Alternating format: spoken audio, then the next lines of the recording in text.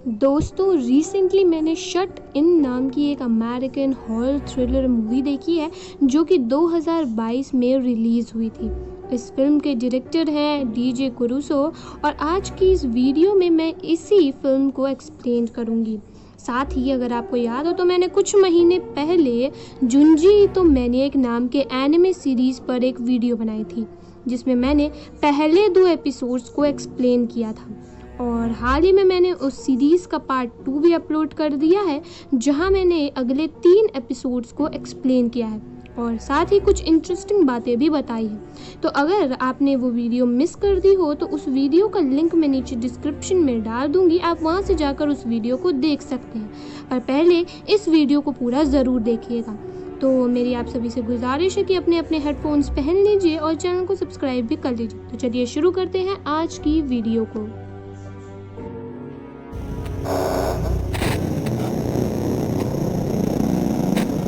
तो movie start होती है और हम जेसिका को देखते हैं जो मेन सिटी से दूर एक फार्म हाउस में अपने 2 बच्चों के साथ रहती थी जिनका नाम था लेनी और मेसन। यहाँ जेसिका अपने घर बेचना चाहती थी क्योंकि उसका काम कुछ अच्छा नहीं चल रहा था। साथ ही वो अपने पुराने ड्रग एडिक्शन प्रॉब्लम से जूझ रही थी।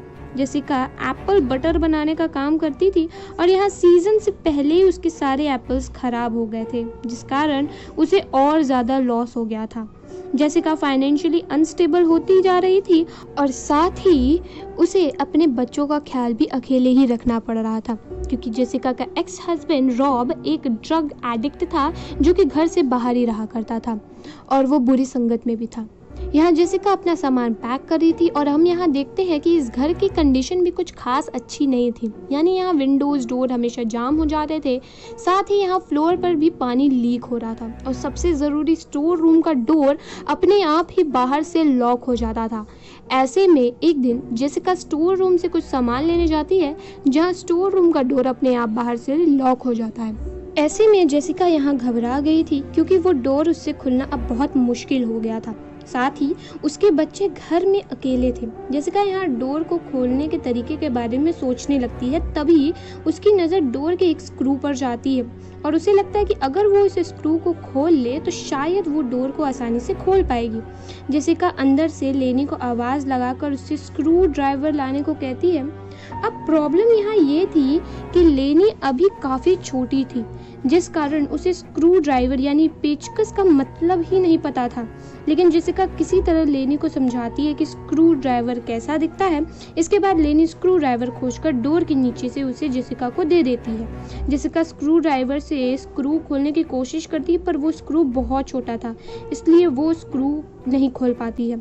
जेसिका अपना फ़ोन निकालकर 911 पर कॉल करने ही वाली थी कि तभी उससे अपने घर में किसी के एंटर होने की आवाज़ सुनाई देती है। जेसिका लेनी से पूछती है कि बाहर कौन आया है और यहाँ लेनी कहती है रॉब। जी हाँ, घर में जेसिका का एक्स हस्बैंड आया था। रॉब यहाँ जेसिका को स्टोर रूम से बाहर निकालता है और जेसिका यहाँ देखती है कि रॉब यहाँ अपने दोस्त सैमी को भी लाया था जो कि उसी की तरह एक ड्रग्ड एडिक्ट था। अब जेसिका इन दोनों को यहाँ देखकर गुस्सा होने लगती है और रॉब यहाँ कहता है कि वो और उसका दोस्त कुछ दिन यहाँ रहेंगे क्योंकि वो लोग फाइनेंशियली ब्रोक हो चुके हैं। जेसिका रॉब को समझाती है कि रॉब को ड्रग छोड़ देना चाहिए और यहाँ जेसिका ये भी कहती है कि उसे सैमी को लेकर यहाँ से चले जाना चाहिए क्योंकि ये सब उनके बच्चों के लिए सही नहीं है। सैमी इन दोनों की बातें सुन लेता है और वो यहाँ जेसिका से लड़ने लगता है। ऐसे में रॉब भी सैमी की ही साइड लेता है और सैमी यहाँ रॉब से कहता है कि उसे जेसिका को वापस उसी स्टोर रूम में बंद कर देना चाहिए। रॉब जेसिका को खींच कर स्टोर रूम में ले जाता है और बाहर से डोर लॉक कर उस पर और भी ज़्यादा वुडन मैच वगैरह ड्रिल करके उसे लॉक कर देता है। जेसिका अंदर से रॉब को बस एक ही बात बोले जा रही थी कि वो बच्चों से दूर रहे क्योंकि सैमी एक मॉलेस्टर था, यहाँ तक कि वो छोटी बच्चियों को भी बुरी तरह से देखता था। ऐसे में ऑब्वियसली जेसिका को अपने बच्चों के लिए डर लग रहा था। जब थोड़ी देर तक बाहर से कोई आवाज़ नहीं आती तो जेसिका को लगता है कि रॉब और सैमी बच्चों को लेकर वहाँ से चले गए हैं। लेकिन तभी उसे लेनी की आवाज़ सुनाई देती है। जेसिका यहाँ लेनी से कहती है कि वो घर के डोर्स और विंडोज़ को लॉक कर दे क्योंकि रॉब और सैमी वहाँ से जा चुके थे। इसके बाद जेसिका को उसके फ़ोन का याद आता है जो कि बाहर ही छूट गया था। जेसिका यहाँ लेनी से अपना फ़ोन ढूंढने के लिए कहती है लेकिन लेनी वो फ़ोन नहीं ढूंढ पाती। जेसिका के लिए चीज़ें और भी मुश्किल तब हो गई जब मेसन जाग जाता है। जो कि भूख की वजह से रोने लग गया था। जेसिका यहाँ खुद को शांत करती है और स्टोर रूम में सामान ढूंढने लगती है। वहाँ उसे अपनी बनाई एप्पल जैम्स रखे मिलते हैं। जेसिका यहाँ खुद भी वही जैम खाती है और डोर के नीचे से लेनी और मेसन के लिए भी वही जैम पास करती है। जेसिका उस रूम में बंद थी और अब रात हो चुकी थी। अब लेनी जेसिका के पास यानी डोर के पास आकर बैठ जाती है। यहाँ लेनी को बाहर बहुत डर लग रहा था। जेसिका यहाँ लेनी को समझाती है कि उसे अपना और मेसन का ध्यान रखना होगा जब तक कि वो बाहर नहीं आ जाती। अब सुबह हो चुकी थी और अगली सुबह भी जेसिका और बच्चे वही जैम खाकर अपना गुजारा करते हैं, जिसके बाद जेसिका फिर से डोर खोलने के तरीके के बारे में सोचने लगती है। जेसिका को ये रियलाइज होता है कि डोर को ओपन करना उसके लिए अब ऑलमोस्ट इम्पॉसिबल था। इसलिए वो सोचती है कि अगर वो वुडन फ्लोर को तोड़कर बाहर निकलने की कोशिश करे तो शायद वो वहां से बाहर निकल सकती है। जेसिका लेनी से बाहर से एक आयरन रॉड ढूंढने के लिए कहती है, जो कि लेनी को नहीं मिल पाता।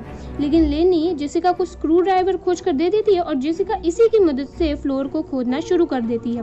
जेसिका फ्लोर तोड़ते तोड़ते बहुत थक जाती है और तभी उसे पता चलता है कि लेनी ने मेसन को गिरा दिया था। जेसिका लेनी को समझाती है कि उसे मेसन को कैसे पकड़ना चाहिए, जिसके बाद वो और भी ज्यादा स्पीड से फ्लोर तोड़ने में लग जाती है। थोड़ी देर बाद लेनी जेसिका को बताती है कि घर के बाहर कोई आया है। ये सुनकर जेसिका बहुत डर जाती है और वो लेनी को मेसन के साथ बेडरूम में छिपने को कहती है और लेनी यहाँ मेसन को लेकर ऊपर बेडरूम में जाकर छिप जाती है। यहाँ मेन डोर से सैमी एंटर होता है, जो जेसिका के डोर के पास आकर उससे पूछता है कि बच्चे कहाँ हैं। जेसिका सैमी की आवाज़ सुनकर डर जाती है क्योंकि वो नहीं चाहती थी कि सैमी उसके बच्चों के पास भी जाए। इतने में सैमी को ऊपर बेडरूम से लेनी की आवाज़ आती है और वो ऊपर बेडरूम की तरफ जाने लगता है। जेसिका यहाँ सैमी से कहती है कि रॉब ने उसे वहाँ लॉक करने के बाद उसे एक ड्रग का पैकेट दिया था और अगर सैमी उसके बच्चों को छोड़ देगा तो जेसिका उसे वो ड्रग का पैकेट दे देगी। अब क्योंकि सैमी बहुत बड़ा ड्रग एडिक्ट था तो वो सीढ़ियों से ही वापस स्टोर रूम के पास आ जाता है। जेसिका सैमी से कहती है कि वो बहुत वीक हो चुकी है और वो खुद डोर के पास नहीं आ सकती है। ऐसे में सैमी को अपना हाथ डोर के नीचे से जेसिका तक लाना होगा ताकि वो पैकेट उसे दे सके। सैमी डोर के नीचे से अपना हाथ अंदर डालता है और जेसिका वही स्क्रू ड्राइवर सैमी के हाथ के आर पार करके उसे जमीन में धंसा देती है, जैसे सैमी भी अब डोर के बाहर फंस जाता है। सैमी दर्द से चीखने लगता है और वो जेसिका से कहता है कि आज रात बहुत बड़ा स्नो स्टॉर्म आने वाला है और अगर वो बाहर ऐसे ही अटका रहा तो उसकी मौत हो जाएगी। लेकिन जेसिका उसकी कोई बात नहीं सुनती। अब रात होते होते सच में ठंड बढ़ने लगती है और सैमी यहाँ जेसिका से रिक्वेस्ट करने लगता है कि जेसिका उसका हाथ आज़ाद कर दे, जिसके बाद वो किसी को भी वहाँ नुकसान पहुँचाए बिना चुपचाप वहाँ से चला जाएगा। तभी वहाँ की लाइट्स चली जाती है और लेनी डर कर बेडरूम से नीचे स्टोर रूम की तरफ आने लगती है। जेसिका यहाँ लेनी को आने से मना करती है लेकिन लेनी फिर भी वहाँ आ जाती है। ऐसे में सैमी लेनी को पकड़ लेता है और जेसिका को धमकाने लगता है कि अगर उसने अभी सैमी का हाथ को आज़ाद नहीं किया तो वो लेनी के साथ जो करेगा उसका अंजाम अच्छा नहीं होगा। जेसिका यहाँ बहुत डर जाती है और वो ऐसे में वहाँ रख के एक लाइटर से सैमी का हाथ ही जला देती है, जिससे लेनी तो सैमी से बच जाती है पर अब स्टोर रूम में भी आग फैलने लगती है। जेसिका यहाँ आग बुझाने लगती है और इसी तरह सुबह हो जाती है। अब यहाँ जेसिका हार मान चुकी थी और वो अब तो उसके पास खाने पीने के लिए भी कुछ नहीं बचा था। हार मानकर जेसिका उस ड्रग को कंज्यूम कर लेती है जो रॉब वहाँ छोड़कर गया था। जेसिका को यहाँ एक बाइबल मिलती है जिसमें उसे उसके बचपन की एक फ़ोटो नज़र आती है। बाइबल में कुछ पैसे भी रखे थे जिन्हें जेसिका के डैड ने वहाँ रखा था ताकि कभी ज़रूरत पड़ने पर जेसिका इन पैसों का इस्तेमाल कर सके। जेसिका इन पैसों को देखकर गुस्सा हो जाती है क्योंकि उन पैसों की इस सिचुएशन में कोई वैल्यू नहीं थी। यही सोचते हुए वो उस बाइबल को सामने की दीवार पे दे मारती है। तभी उसे पानी की कुछ बूंदें ऊपर सीलिंग से गिरती नजर आती है। जेसिका को याद आता है कि स्टोर रूम के ठीक ऊपर बाथरूम है।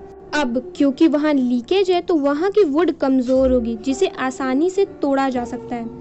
इस काम के लिए उसे स्क्रू ड्राइवर चाहिए था, इसलिए वो सैमी को चेक करने जाती है जहां सैमी अभी बेहोश पड़ा हुआ था।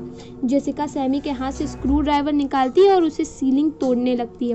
वो सीलिंग तोड़कर बाथरूम में पहुंच जाती है, जिसके बाद वो बेडरूम से लेनी और मेसन को वहाँ से लेकर बाहर जाने लगती है। मेन डोर यहाँ लॉक्ड था जिसकी चाबी सैमी के पास थी। अब जेसिका बेहोश सैमी के पॉकेट से चाबी निकाल कर डोर ओपन करके घर से निकलती है और बाहर बहुत तेज़ बारिश हो रही थी और यहाँ जेसिका को एहसास होता है कि वो इतनी तेज़ बारिश में बच्चों को बाहर नहीं ले जा सकती थी, लेकिन वो बाहर खड़ी कार से कुछ खाने का सामान लेकर आ सकती है। जेसिका दौड़कर कार के पास जाती है और कार का शीशा तोड़कर उसमें से खाने का सामान निकालती है, लेकिन वापस आते वक्त वो सामान भी गिर जाता है। जेसिका बच्चों को अंदर एक रूम में बिठाकर बाहर से खाने का सामान लेने जाती है। तभी हम देखते हैं कि सैमी को होश आ चुका था और उसने घर का मेन डोर अंदर से लॉक कर दिया था। जेसिका किसी तरह मेन डोर तोड़कर घर के अंदर आती है, जहां वो देखती है कि सैमी ने मेसन को अपने हाथ में ले रखा था और सैमी के दूसरे हाथ में एक चाकू था। सैमी को बस जेसिका से बदला लेना था, इसलिए वो मेसन को मारने वाला था, लेकिन तभी रॉब वहाँ एक गन लेकर आ जाता है। उसने गन सैमी की तरफ पॉइंट किया हुआ था। यहाँ रॉब ने सैमी को मेसन को छोड़ने के लिए कहा। सैमी यहाँ मेसन को छोड़ देता है, लेकिन रॉब को यहाँ लगता है कि सैमी ने उसके बच्चों के साथ कुछ गलत किया, इसलिए रॉब वहीं पर सैमी को शूट कर देता है। जेसिका यहाँ कहती है कि वो अपने बच्चों को डॉक्टर के पास ले जाना चाहती है, लेकिन रॉब खुद भी एक पागल ही था और वो जेसिका को कहीं भी जाने से मना कर देता है और वो जेसिका को ही ड्रग्स देने लगता है। ऐसे में जेसिका रॉब के साथ एक लविंग वाइफ होने का नाटक करने लगती है और वो रॉब को कुछ खान लेने के लिए कहती है। जेसिका खाने में नींद की दवाई मिलाकर लाती है और रॉब इसे खाने लगता है। इसके बाद वो जेसिका को ज़बरदस्ती ड्रग्स देने लगता है। जेसिका ऊपर के रूम में भाग जाती है, जहां रॉब भी उसके पीछे आता है, लेकिन तभी नींद की दवा का असर रॉब पर होने लगता है और जेसिका रॉब को विंडो से नीचे ढकेल देती है, जिससे रॉब की वहीं मौत हो जाती है। अब यहाँ से सीन कुछ दिनों के बाद शिफ्ट होता है, जहाँ अब जेसिका बिल्कुल नॉर्मल है और अब वो अपने काम पर भी अच्छे से फोकस कर पा रही थी।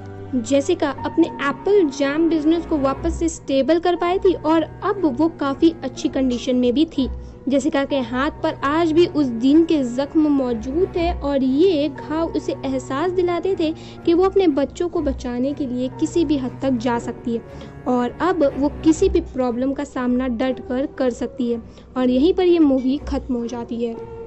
तो दोस्तों ये थी 13 मूवी की कहानी। तो जैसा आप लोग देखा है कि इस मूवी की कहानी एकदम स्ट्रेट फॉरवर्ड है। जैसे कि आपने देखा कि जेसिका अपनी लाइफ में काफ़ी स्ट्रगल कर रहे थे और अपने ऊपर से भरोसा खो बैठी थी, लेकिन जो हादसा उसके साथ हुआ उस दिन, उसने अपने बच्चों को बचाते बचाते उस पर भरोसा फिर से हासिल कर लिया और अपनी मेहनत से अपनी लाइफ को फिर से स्टेबल कर लिया।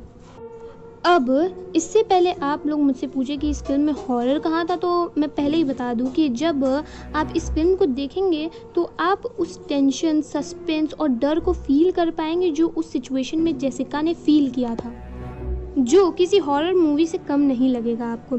तो यही थी आज की वीडियो और अगर आप लोगों के पास भी मेरी नेक्स्ट वीडियो के लिए कोई सजेशन है तो आप लोग मुझे कमेंट करके बता सकते हैं। मैं आपके सजेशन पर काम करने की पूरी कोशिश करूंगी। तो आज के लिए बस इतना ही। मिलते हैं नेक्स्ट वीडियो में एक ऐसी ही कहानी और एक ऐसी वीडियो के साथ। तब तक के लिए बाय बाय।